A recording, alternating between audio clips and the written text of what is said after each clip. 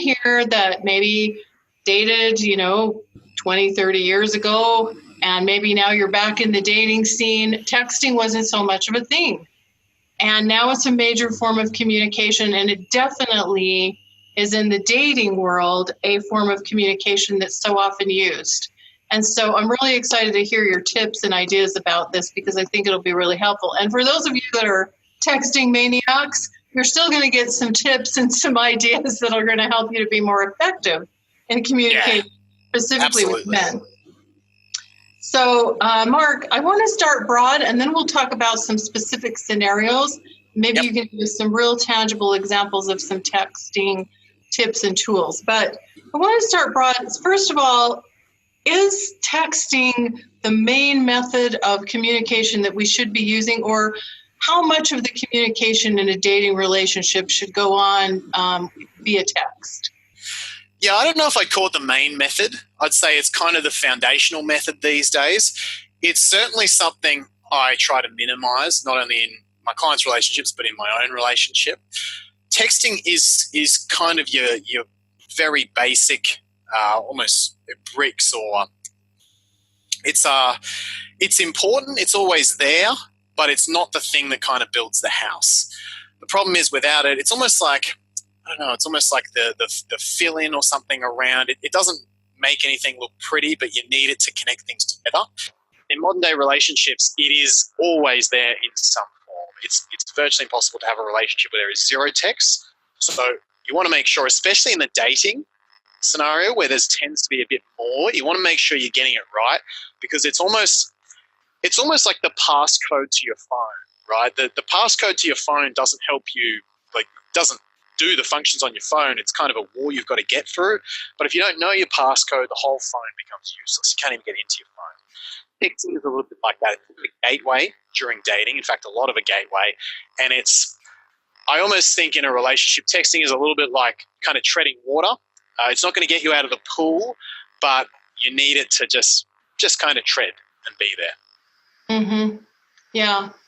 And I think that it can be a really good tool for communicating and just, letting people know, working out details or confirming something or saying a quick hello or some of those kinds of things.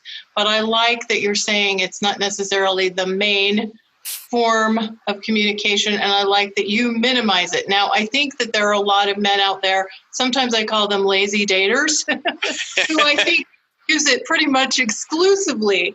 And this is a complaint that I hear from women, and you probably do too. Yep, 100%. 100%. Mm-hmm. I agree with you. The two best things for texting is quick little information bites. It's fantastic for that. And it's good for like a flirt. It's good for a playful little kind of just little mini attraction peak almost. It's good for that. And it's good for just touching base when you're on the go, or for example, when you're in a scenario where you can't use voice or phone. So it has its place. It's a small but important place. It's with texting, it's not as much about getting it right.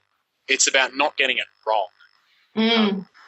That's where clients and obviously viewers can run into trouble, is when texting goes bad, it can really ruin a ship. Even though it never builds a ship on its own, you still need the passcode to get into the phone. Forget your passcode, whole phone's useless. Terrible texter can really ruin everything. And why is that, Mark? Is it because that a tone can come across differently than you mean it, or things can be misinterpreted like they can like in an email? Why is that?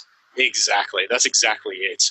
When you're looking at information on a screen, not only do you lose the feedback of the eyes, the small facial micro expressions that give you feedback, you even lose tone of voice. You don't even have voice tone. So you've got information on a screen. It's extremely vulnerable to misinterpretation. It lacks information. It lacks detail. The fact it lacks tonality is huge for me. It is a very archaic way of communicating, and it's just not very effective for other than the purposes we've talked about. Mm-hmm. Mm-hmm. Okay, well, thanks for kind of like starting macro, and now we can go a little bit more micro here and talk about some specific situations. So here are some of the questions that women ask you and I quite frequently about texting. So first of all, there's the question like, should I or shouldn't I text in certain situations? So like maybe after a date or after a man says he's going to call and doesn't call. I mean, these are all a little bit different scenarios, but like, rules or guidelines on this. Like, women sit there with their phones, they write the text and they're like, should I send it? Should I send it? Shouldn't I? Yeah. Texting at its best is an extension of expression. So that's why I talk a lot. You mentioned it before. I talk a lot about tonality of texts, and I'm always trying to move not just clients but my own relationship as well to as much voicemailing as possible, and even to as much phone calls as possible. But especially early on, texting, when a guy's receiving a text from you, it's an extension of your mood, of your vibration that day.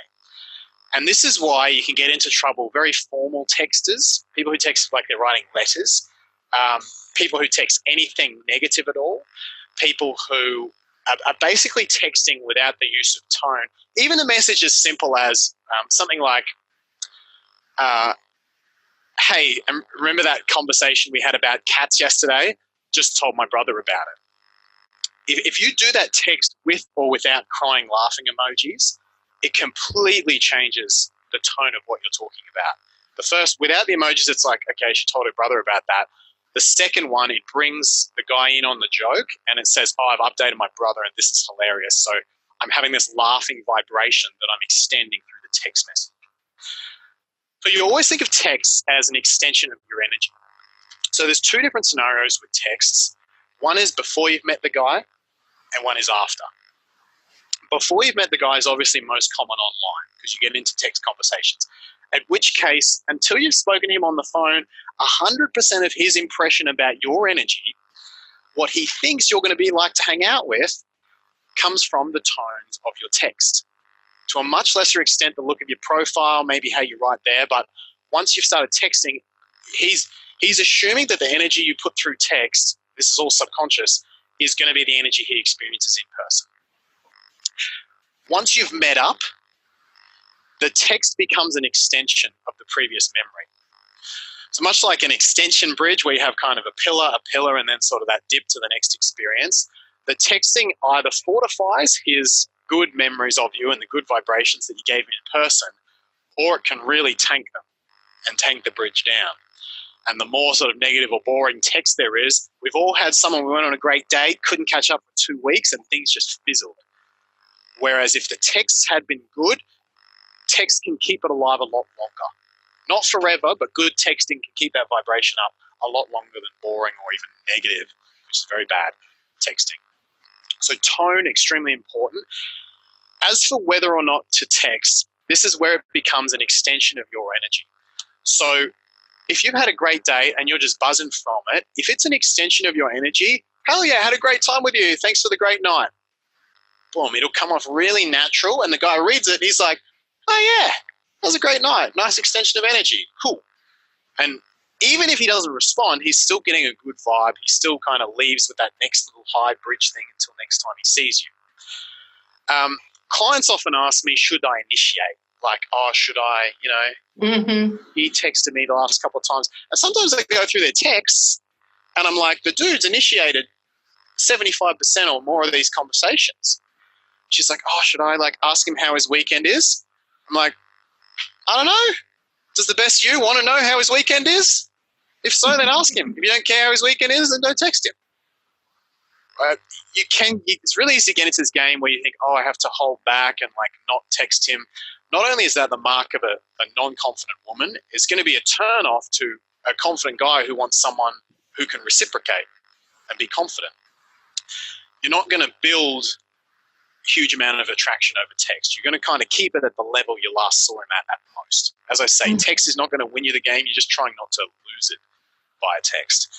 So I love for clients to initiate when they're feeling great, when it's an extension of their energy. Hey, how was your weekend? I haven't heard from him for a few days. Well, you know what? I'm having a great day. I'd love to hear how his weekend is. Hey, how's your weekend?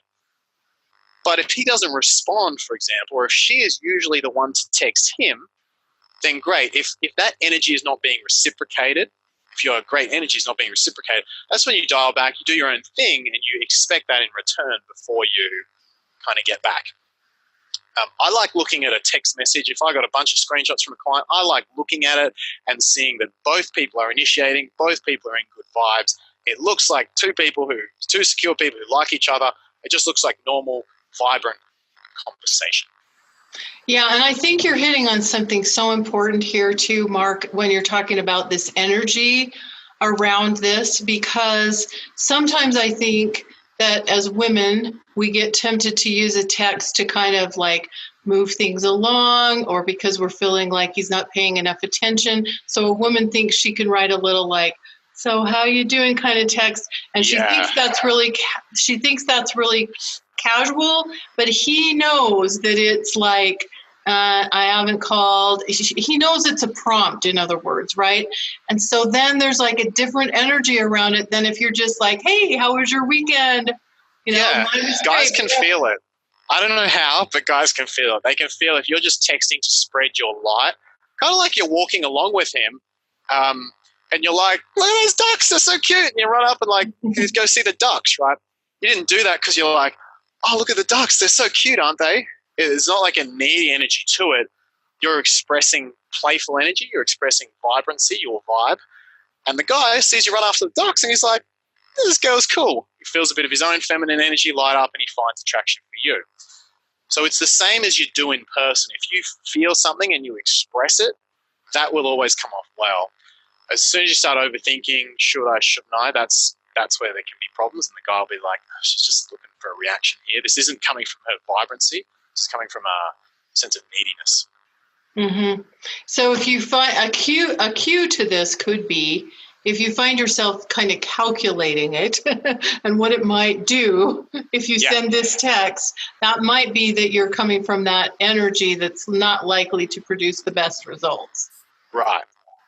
Exactly. The best time to text is you get an impulse, really positive impulse, vibrancy. I just saw the cutest duck, right? Text him, throw your phone away. Don't overthink. If you're having to think or calculate too much, scrap it. Just follow the positive impulse, send the text, and then leave it.